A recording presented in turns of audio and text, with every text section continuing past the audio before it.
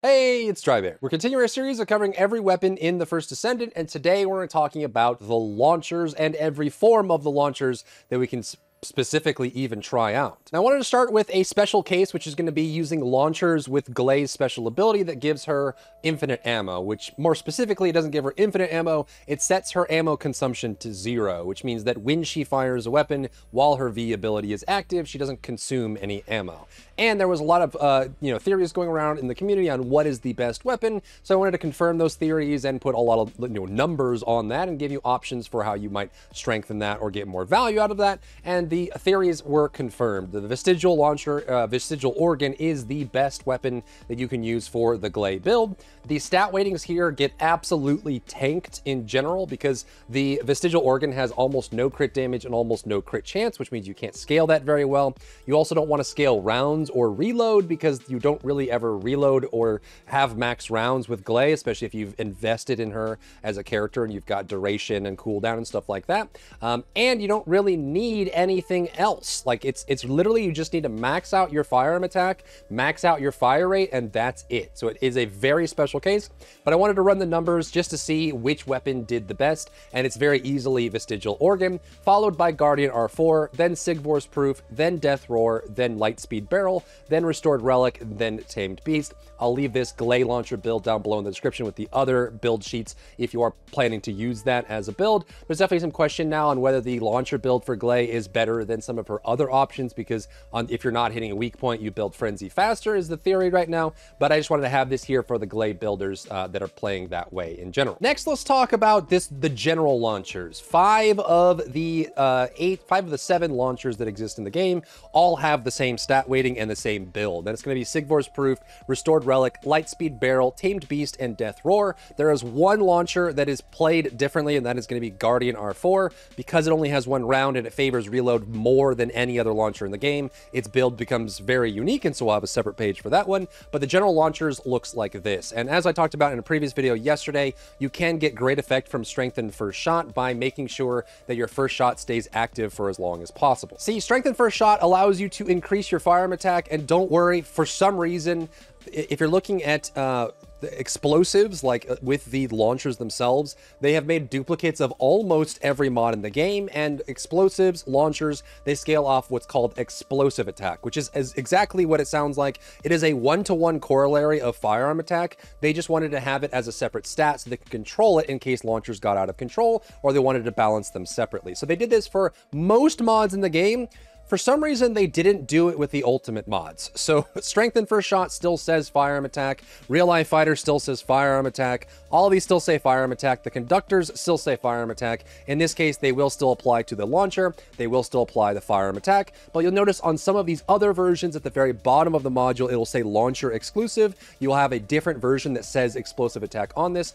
For whatever reason, it was just an oversight. You can still use these ultimate mods that say firearm attack for the launchers, and it was still applied. There's just no unique version for that. But keep in mind that if you try to run a non-launcher exclusive version, when there is a launcher exclusive version, it's not going to work. And also, any mod below the ultimate rarity that says firearm attack won't work for launchers. So if you look at some of these, so like Reload Expert that gives firearm attack, this won't give 1% firearm attack to explosives, to the launchers for whatever reason, because it's called firearm attack. So it's illegal if it's below the ultimate level of rarity, but it's perfectly fine if it says firearm attack at the ultimate level as a mod. So just keep that in mind. But for Strengthened First Shot, after reload, your first shot does bonus firearm attack. However, there's an abuse, or I guess a clever use of game mechanics on this. This, instead of tracking for your first hit, it tracks while the first shot is active. So to get full value of this, you reload, shoot your first shot into nothingness, and then fire all your shots out.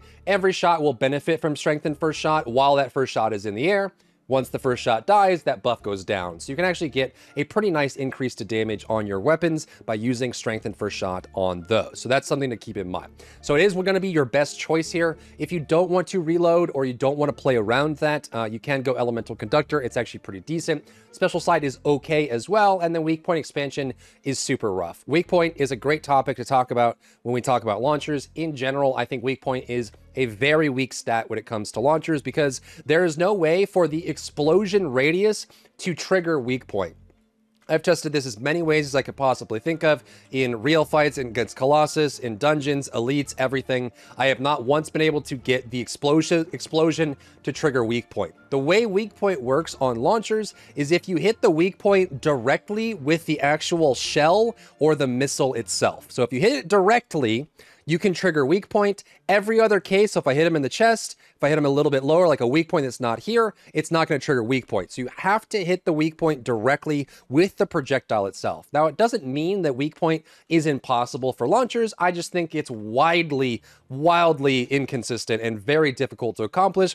It's easier with Vestigial because it's a straight shot, but if you start bringing in some of the lob launchers that are a little bit, a little bit harder, where you have to kind of arc it to try and get it to line up there, and if you overshoot, you miss. It's very inconsistent to get that. So weak point ends up being a pretty hard thing, though granted, if you're going against like Molten Fortress or something, right? Like that has like these massive grid style weak points, you can hit them pretty consistently with your launcher, but it's a lot harder to rely on weak point triggering from a launcher because it's extremely skill-based and quite difficult. But because there's so much flat damage in the launchers, weak point expansion is still going to have a decent weighting on this front. This is going to be your build for all of these 5 launchers shown here, with Sigvor's Proof actually being the best. Now, keep in mind, what I've shown here is the single target DPS, and it's a very easy calculation for these because you will apply this DPS to every additional target that the launchers hit. So these numbers may seem small, but if you double them because there's 2 targets, if you triple these numbers because there's 3 targets, quadruple, 4 targets, the AoE potential of launchers gets really good. And actually having Sigvor's Proof at 712k DPS at single target by itself makes this weapon very viable. In fact, it is the best launcher in the game if your name isn't Glay and you don't have some kind of crazy Olympic blood in your bloodstream pumping you up, right? If you're just doing, like, if you're just a normal Descendant with a normal build, Sigvor's Proof is quite good for a couple reasons. One, it's actually very good at scaling up with the explosive value that you get from Strengthened First Shot because it counts all these sticky bombs on top of it. So if you load a target up with a bunch of sticky bombs, as long as the first shot is still active, you can actually get every single one of these sticky bombs to trigger bonus damage from that, and it'll all get that bonus on there, which is really cool. The other aspect of this is when you max out Sigvor's, you get this dot that stacks up to 8 times and can do a ridiculous amount of damage. And the dot does scale with things like weak point, elemental bonus damage, as well as like critical strikes. So not only do you get the detonations of the explosions from Sigvor's, but you also get this stacking burn dot that goes up really high when you get multiple explosions on one target. So Sigvor's is quite good. It's the best one. It's a very strong one as well, so you can kind of play around with that. The other ones, I would say, unless you're playing them in AoE, I don't think any of the launchers other than Sigvor's is realistically worth using. But again, if you're running like a very single target build, like you're running like Sharon without her ultimate, or you're running some kind of Enzo build or something where you don't have a lot of AoE, and you don't want to run a mobbing weapon like Greg's Reversed Fate, Fallen Hope, or Thunder Cage, you could run the General Launcher build as your AoE mobbing weapon, right? You switch to it, you shoot, you explode everyone else, you get good damage out of that, and they are worth investing to. This is the build that I would go for. I would do Strengthened First Shot, Rifling Reinforcement, the launcher version, Elemental Enhancement, Action and Reaction, the launcher version, fire rate up, better concentration, consume magazines because the firearm attack isn't going to do anything, better insight, recycling genius, and expand weapon charge, just because we have that value there. The other thing that's worth talking about when we talk about launchers is the severe lack of ammo for high power rounds. You can convert ammo using these general round, special round, and impact round conversions. The problem is you can only run one of them. So you can run a conversion of impact into high power, general into high power, or special rounds into high power, but you can't run all of them at once. So unless you have an Enzo on your team or you're a Glay, it's hard to keep up the ammo count that you need for launchers. And I would say in general, the high power round weapons either need to get more damage or a better way, like a better economy for dropping ammo and collecting ammo to make them fit. So you probably in this general round build want to swap out like expand weapon charge or recycling genius for a rounds conversion, and then maybe even like a max rounds increase as well, so you can keep converting ammo to it. But this gives you your general DPS. Let's move on to the next one, which is going to be the general Guardian R4 best build. This one is super weird. It is very strong. It's not quite as strong as Sigvor's, but it's one of the better launchers that you can run in the entire game. And for that reason, it's got a very special build too, because this weapon actually has a single round on it. When you load it up, you can only load a single round into it at a time. You shoot the round, you have to reload. You shoot the round, you have to reload. Now, the reload time is the lowest of all the launchers, but it does require a lot of loading. As we talked about before, we know that with Galay, it's the second best. It's not as good as a Vestigial, so it's not really like a Galay weapon either, but it does have some really nice single target, and for that reason, you are going to want to run reload and recycling and fire rate concentration, all of those to make the reload a lot more effective. And you have different stat weightings. Keep in mind, I ran the numbers on this as well. It is possible to get 2 rounds in the chamber for Guardian R4. However, in all cases that I tested, it was a DPS loss. So if you think about it, if you have 1 round and you know that the maximum rounds is floored, which means that they round down on the value, this means that you would need to get at least 100% max rounds in order to get to 2 rounds, right? 100% of 1 is 1. That's a full integer value. You add that to rounds. Now you have 2 rounds. To get to 100%, you need 2 full modules, a purple rounds and the blue rounds, and you need a perfect roll on the reroll stats for rounds, which gets you to exactly 101%, and it gives you that extra round.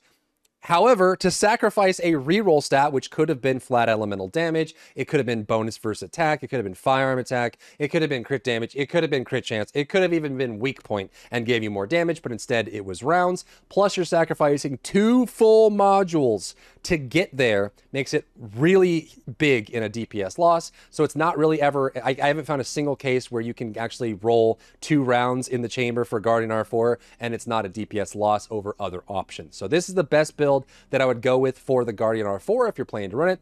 All launchers are super fun. I actually enjoy using them in general. Sigvor's Proof are super unique too. And I think what's cool about these in general is that you can play a lot of different ways with them. Like for example, you know, with Obstructor or with Molten Fortress, we have a whole bunch of rocks in the air you have to destroy. You can do like anti-aircraft fire with Sigvor's. So the way Sigvor's works is if you shoot and then let go of ADS, aim down sight, the shot will explode. So you can actually do this and hold down ADS, and when you let go, it explodes. Or you can shoot in the air and then let go, which allows you to blow up a whole bunch of those rocks in those encounters. Same thing goes for the Restored Relic, which unfortunately, I think they just overvalued how strong the heat-seeking mechanic was going to be for this weapon. The way this works is you have a chance to apply a dot when you have a heat-seeking missile. When this weapon is fully maxed out, every shot will be a heat-seeking missile. That yellow one with the fireworks is heat-seeking, so you see if I miss with that shot, it'll actually heat seek to the target, turn, and hit them. I think they just overestimated how good that would actually be, and they dropped the damage on the weapon. Overall, I don't think Restored Relic is all that great, but it is fun to use, and if it gets a buff at any point, it could scale really, really nicely in general, so that's there. So those are the launchers, including the launcher build for Glay. Just wanted to confirm there. We know the numbers there. This is the full build. I'll leave these pages down below in the description for you and in the comments, and let me know what we should cover next. If you found value in today's video, leave a like down below, leave a comment for the algorithm to help this video get seen by more people, and don't forget to check out my other channels for other content and other stuff and other things.